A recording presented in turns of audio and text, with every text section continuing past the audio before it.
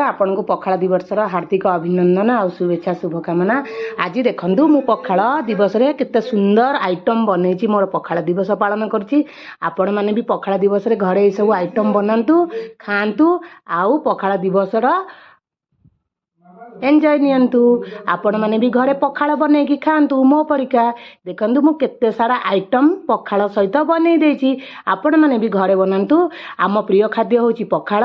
आमे ओडिया बोली गर्व करछे। तेणुकरी प्रत्येक वर्ष मार्च 20 को आमे पखाल दिवस भाबे पालन करछे। तेबे डेरी न करी चलंतु आमे आज पखाल दिवस पालन करिबा आ ता संग को हमर प्रिय खाद्य पखाल खाइबा। देखंतु हमर पखाल भारी बढ़िया केडे सुंदर हमर पखाल।